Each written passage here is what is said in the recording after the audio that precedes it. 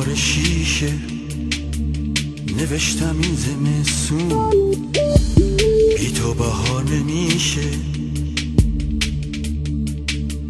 خالی جات هنوزم روی نیمکت تو ایوون، وقتی میشستی با من لحظه ها زیر بارون، وقتی میشستی با من لحظه ها زیر بارون.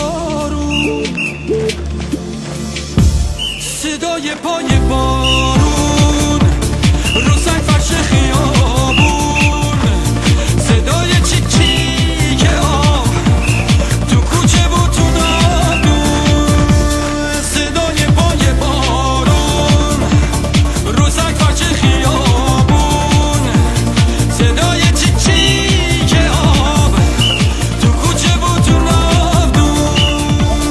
وای که چه آروم آروم از تو برا میخونه، بی تو دلم میگیره تو این سکوت خونه.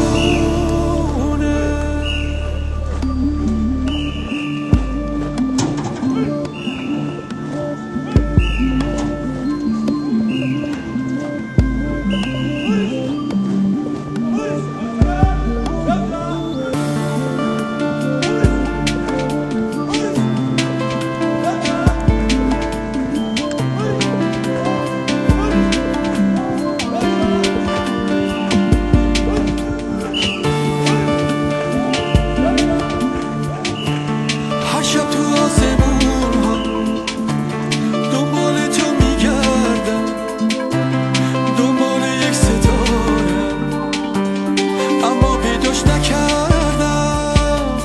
سرگردونم به لایه ابروی پاره پاره، چشمک بزن ستاره منتظر اشاره من. صدای پای بارون رو سنگ فرش خیابون، صدای چیک چیک آب تو کوچه و تو نادون، صدای پای بارون رو سنگ فرش خیابون، صدای چیک چیک آب تو کوچه و تو نادون.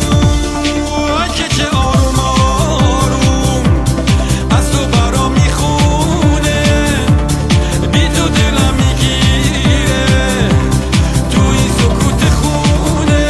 وای که چه آروم آروم از تو برا میخونه، بی تو دلم میگیره تو این سکوت خونه.